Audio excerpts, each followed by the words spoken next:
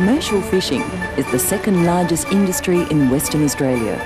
It employs over 4,000 people directly involved in fishing and many more in land-based support services. The industry offers rewarding employment and career opportunities. In return, it demands high standards of personal responsibility and commitment to the rules and regulations which generations of seafarers have developed. The sea can be a dangerous place to work. It's unpredictable, powerful, and a long way from help. Once you're at sea, you'll need to rely on your crewmates and your own knowledge of what to do. This program will help prepare you. You might be thinking this is just another training video. If you are, it's because you don't have a real understanding of how important safety at sea is. Believe me. When you have an accident, you're miles off the coast, you're going to wish you had every scrap of information you could lay your hands on. Well, here's your chance to put some things into your mind in case you need them later on. The fishing industry has a health and safety code, which is in keeping with the legal requirements of the Occupational Health and Safety Act and the Marine Act. This code outlines the duty of care between employer and employee to create a safe working environment. Basically, that means that your job includes making sure you do your job in the safest way possible. This video will help you do just that. It's produced by the West Australian Fishing Industry Council, WAFIC, an organisation made up of professional fishing people. They know the sea, they know fishing, and they know the safest way to tackle any job aboard your boat. So pay close attention to this program. Maybe you'll never need to use most of the stuff in it, but maybe you will. One of the benefits of working at sea is that you'll never be stuck in traffic. There's plenty of room out here for everyone, but collisions are still the main source of boating accidents every year. The sea is a busy place, full of ships, boats and pleasure craft of all shapes and sizes. Some are very hard to detect. And there are lots of other hazards, like reefs, rocks and wreckage. Every year, many steel transport containers are lost at sea. Weighing an average of 20 tonnes, with their sharp edges just below the water, they're big enough to cause serious hull damage. You wouldn't drive a car with your eyes closed, and being at sea is no different. The only way collisions can be avoided is by keeping a proper lookout. Keeping a proper lookout is a legal requirement under the international rules for the prevention of collision at sea. A proper lookout means by sight, hearing and any other appropriate means. Not keeping a proper lookout can be disastrous. In 1993, a rock lobster boat sliced through the middle of a wetline boat. One life was lost. One of the factors contributing to the accident was improper lookout procedures.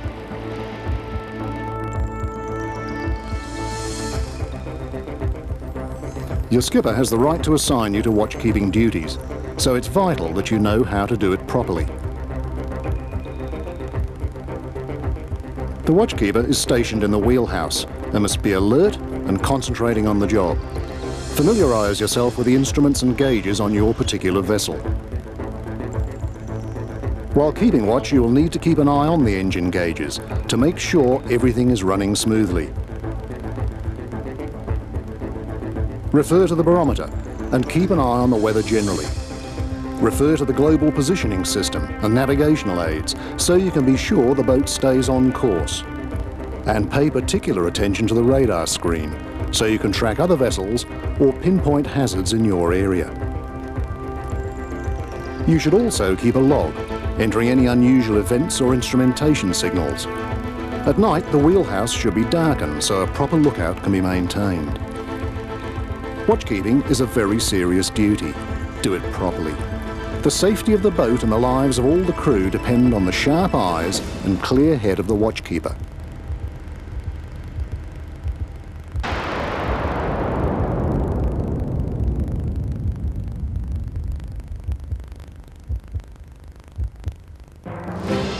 The average fishing boat is extremely safe. But if an accident occurs and the vessel's watertight integrity is breached, the average fishing boat can sink in approximately 90 seconds. Clearly, you won't have time to read the instructions on your life-saving appliances. Pay attention now, so you'll know what to do if you need to take action, either for yourself or your crewmates. If an emergency arises, stay on board the vessel if at all possible. However, if the boat is on fire or in danger of sinking, you may have to abandon ship. If this happens, one of the most important appliances is your life jacket. Be aware of where they're located on the boat and how you would get to yours from all your workstations. Unroll the jacket, pull it over your head, making sure your arms go through the tapes. Pull down on the tapes firmly so the jacket fits your body snugly. Cross the tapes over as high as possible at the back, then pull them as tight as possible at the front. Wrap the tapes around themselves twice so they don't slacken off, then tie them off with a bow.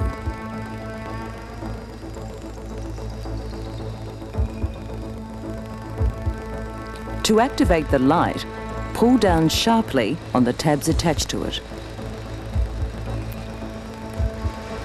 The whistle has 2 tones to ensure it won't be lost in any background noise. Use it to attract attention to your position.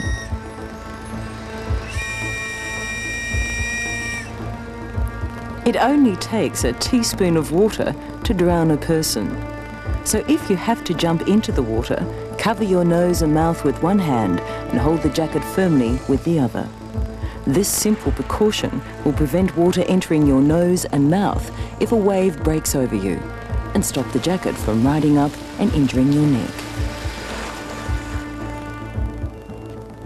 Your vessel should be equipped with life rings. If you can't get to your life jacket, make use of one of the life rings. If these are out of reach, grab empty bottles or anything else that will float. If your boat is sinking, use the life raft. Make sure it's kept clear of nets and other gear and that it isn't chained or roped into place, or it will sink with the rest of the boat. If there is no danger on the leeward side of the boat, the side away from the wind, lower the raft on that side so it won't blow back to the vessel. If there is a fire, you'll need as much distance as possible. If you don't have time to launch the life raft yourself, its hydrostatic release mechanism will automatically inflate it as soon as it's submerged. The painter and straps must be correctly fitted to the hydrostatic release. Before the life raft is released, make sure the static line or painter is attached to a strong point. Once launched, pull firmly on the static line. Do not jump into the life raft, or you may puncture it. If possible, climb into the life raft from the deck of the boat. Use the knife attached to the entrance to cut the painter and release the raft from the boat. The life raft is a sealed unit, and the only maintenance to be done is to make sure the seal is in good order and the painter secured to a strong point or a hydrostatic release. Righting a capsized raft is easy. Simply turn it into the wind, stand on the end in which the gas bottle is secured, then pull on the strap.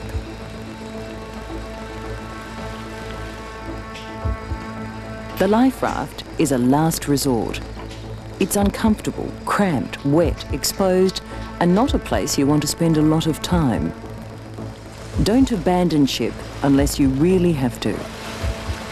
Only leave the boat if it's sinking beneath you or fire is raging out of control. If your boat sinks, a full-scale search and rescue operation will commence. The hard part is finding you.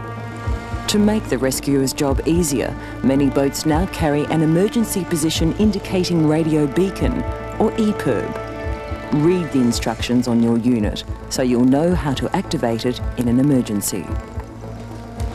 This device transmits a radio signal up to a satellite, which beams the message across to the Maritime Rescue Coordination Centre in Canberra, from where the rescue effort will be coordinated.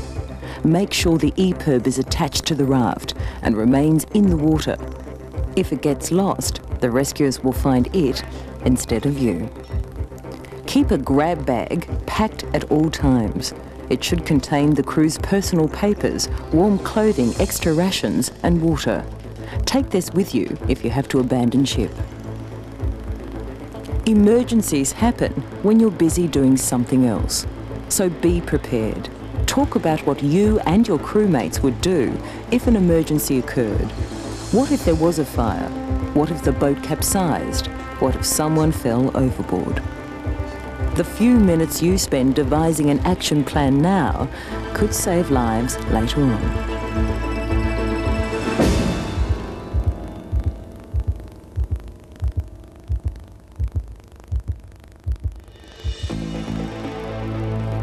Australia's Maritime Rescue Coordination Centre looks after 30 million square nautical miles, almost a ninth of the world's surface.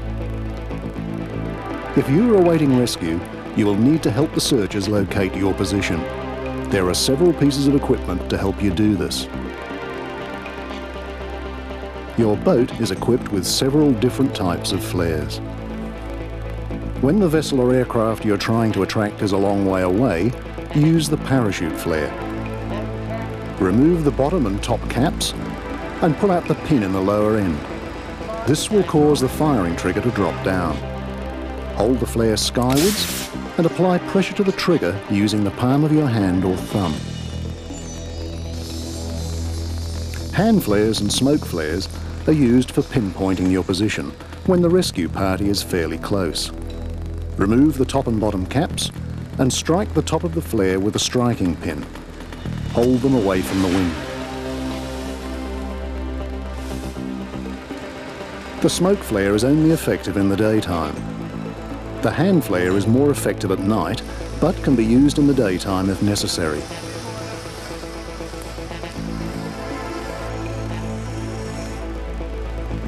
Inside the boat survey container, you will find a heliograph. This is a handheld mirror useful for attracting attention during daylight hours. You will also find the internationally recognised N and C distress flags. Fly N over C to alert passing vessels or aircraft to your situation. A watertight torch, extra rations, extra water and additional flares should also be stored in the boat survey container. Make sure you take the container with you if you have to abandon ship.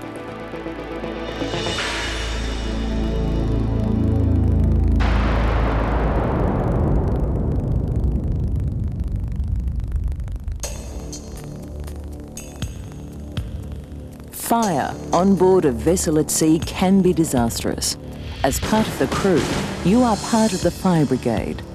If you are the first person to find the fire, raise the alarm. Everyone on board needs to know so they can help fight the fire. Fire is a chemical reaction which needs three things: oxygen, fuel to burn, and heat to cause ignition. By removing any one of these elements, the fire can be stopped. Air can be removed by smothering, fuel can be removed by starving the fire, heat can be removed by cooling. Your vessel is equipped with a number of fire extinguishers. Find out where they are and find out how to use them. Refer to the wall chart on your boat to see what types of extinguishers your vessel carries and what types of fire they're designed for.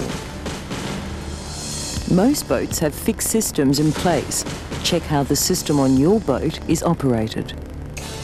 Be aware that fire spreads in three ways: conduction, such as heat travelling along a pipe; convection, such as heat rising upwards to the deckhead; and radiation, such as heat radiating outwards and inwards from the fire source. If a fire occurs on board, do not be satisfied that it is out simply because the flames have died down. In a recent incident, a small fire in the forward accommodation space was quickly extinguished with apparently little damage. But heat was conducted along the copper bilge pipe from the accommodation space through the freezer and into the engine room. Half an hour after the fire had been put out, up forward, the engine room erupted in flames.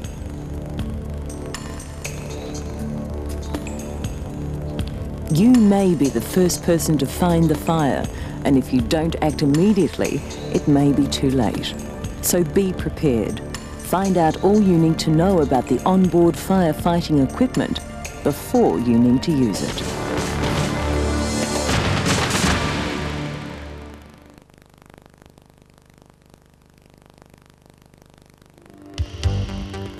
There are many different types of radios in use aboard fishing vessels, so this video can't explain how to use the one on yours.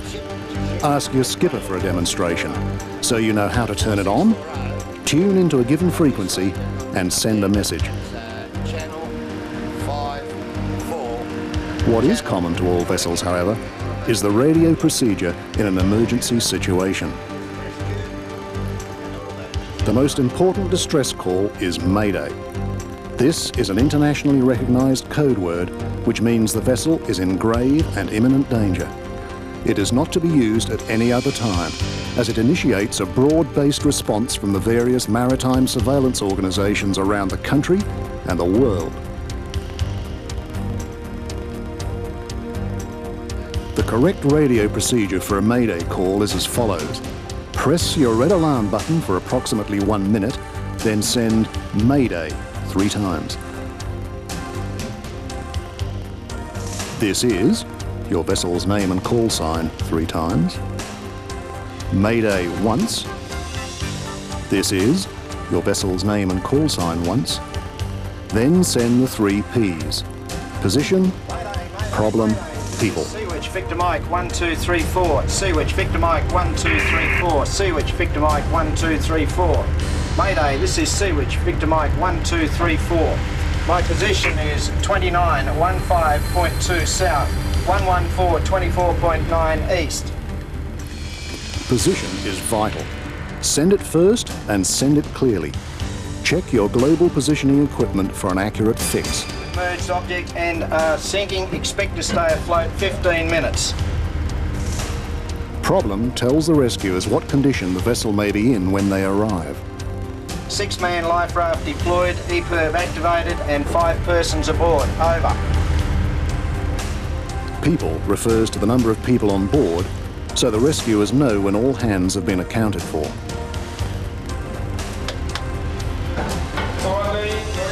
If you are faced with an emergency, but the vessel or a crew member is not in immediate danger, do not send a Mayday call. Instead, send a pan-pan call and describe the nature of the emergency or problem you are facing. Pan-pan, pan-pan, pan-pan. Hello all ships, hello all ships, hello all ships. This is Seawitch, VM 1234. This is Seawitch, VM at 1234. This is Seawitch, VM at 1234. The skipper has fallen down the hatch. He's unconscious, he's bleeding from the ear. My position is 3203.64 south, 115, 44.48 east.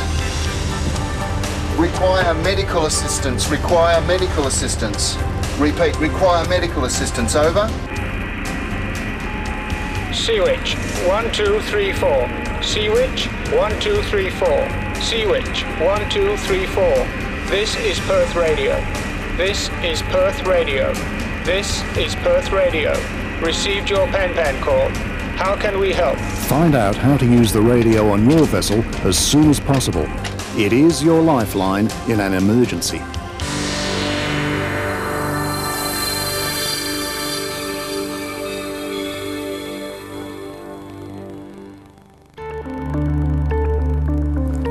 If you find yourself in the water, one of the major problems you will face is hypothermia.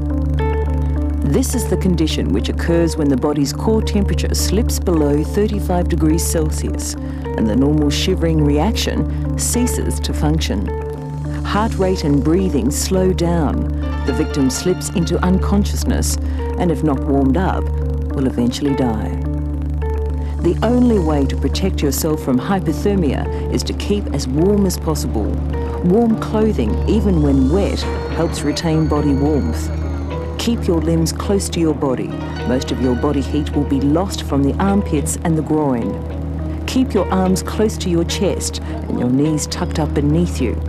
If there is more than one person in the water, huddle together as closely as possible.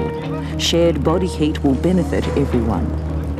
The simple procedures mentioned here may seem little protection against the potentially fatal consequences of hypothermia, but they work. In 1992, a boat capsized near Shark Bay. One deckhand knew the simple steps to take.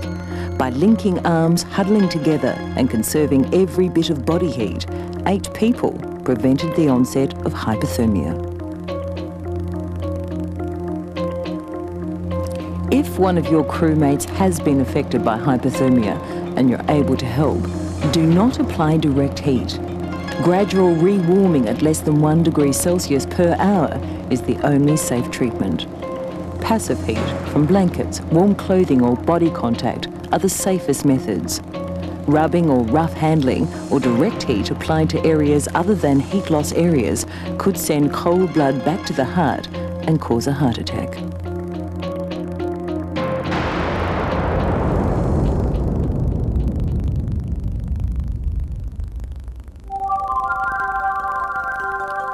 Just as you are part of the onboard fire brigade, you are also part of the onboard medical team.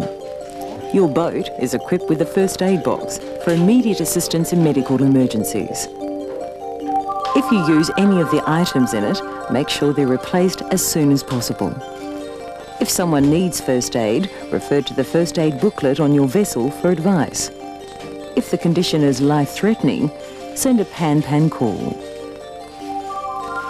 Some of the most common injuries are bites and stings from the various sea creatures caught in the nets. Some are only irritations, but some can be deadly. The poison from box jellyfish, cone shells, sea snakes, and the blue-ringed octopus can kill a human. If you are in doubt about what to do, send a pan-pan call. It is highly recommended that you undertake a recognised first aid course before setting out to sea. The simple techniques you'll learn may save someone's life or even your own.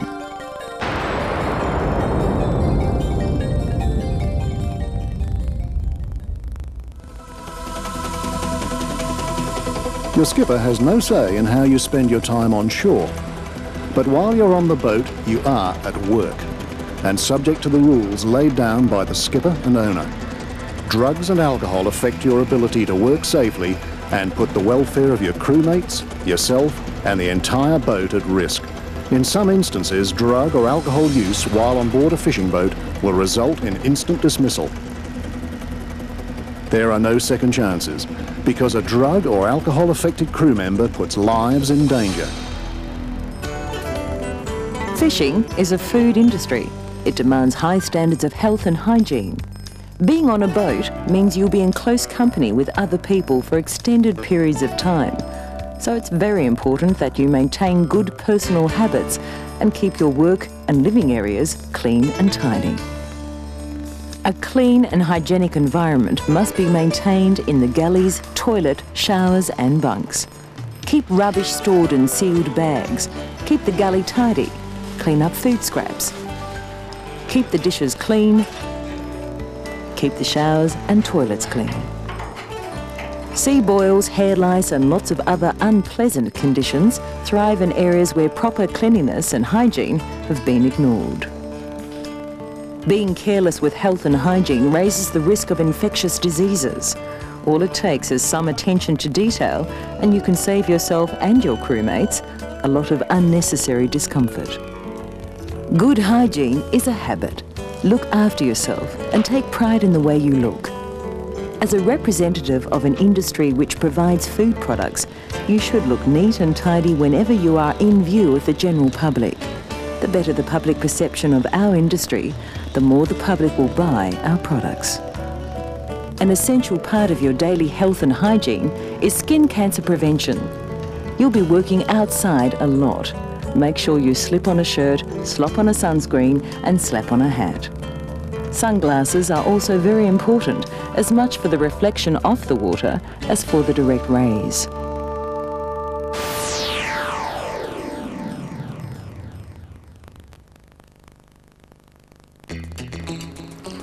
Some of the work you'll be doing can be potentially hazardous. To reduce the risk of injury, you'll be required to wear a variety of personal protective equipment. This includes wet weather gear, aprons, gloves for protection from bites and stings during sorting, ear protection for noisy equipment, and freezer suits if you're working in the freezer for a long time. Day-to-day footwear should either be loose-fitting rubber boots or fully enclosed shoes. Thongs, sandals or bare feet are not recommended. Your personal protective equipment gets hot, sweaty and dirty, the ideal environment for all kinds of moulds and fungal growths. Don't just throw it in the corner after work. Turn your boots upside down. Turn your gloves inside out. Hang them so they dry properly. Keep all your protective equipment clean, dry and in good order. Your personal protective equipment is very personal. Don't use other people's and don't let others use yours. Many skin disorders and other medical conditions can be transmitted by sharing items of clothing. So look after your protective clothing and equipment properly.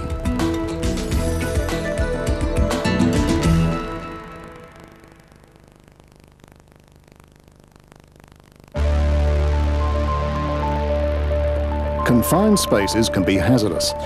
The freezer needs to be approached with caution. If you're working in there for an extended period, wear a hooded freezer suit complete with gloves and freezer boots. This protective clothing will protect you from the cold, but not from one of the other potential dangers in the freezer, a gas release. Freon, the refrigerant gas, is almost odorless. If it does escape into the freezer chamber, it will look like a frosty cloud. Freon displaces the oxygen in the blood, causing dizziness, unconsciousness, and finally death.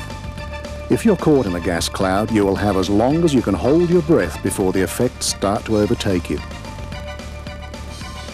Gas releases are rare, but if they do happen, they can be very dangerous. So don't go into the freezer without telling someone else you're going in there. If possible, use the buddy system. Have someone go with you, or at least watch you while you're inside. If there is a gas leak and a crewmate needs to be rescued, you must approach the rescue thoughtfully, or you could end up in the same predicament. Turn on the lights in the freezer and take a torch if it's dim. Turn off the snap fans and the forced draft cooling fans. This will make it quieter and not as cold. The safest way to rescue someone from a gas release is with some kind of escape respirator, so you don't risk being affected by contaminated air. Talk to your skipper to see how to use the escape respirators aboard your boat and how long it will give you to effect the rescue. The correct rescue procedure is to tie a safety rope around yourself so your mates on deck can keep hold of you. Take another rope for the victim so he can be hauled up onto deck. This same rescue procedure applies when retrieving people from the engine room. Rescuing an unconscious person from a freezer or other confined place can be a difficult exercise. It would be worthwhile practicing how you'd go about it, so if the need arises, you will already know what to do.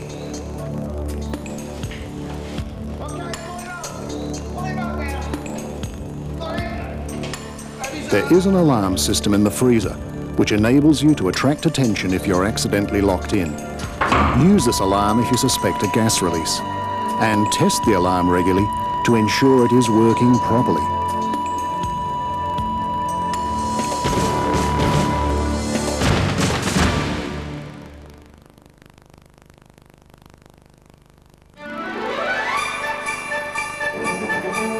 Accidents don't just happen.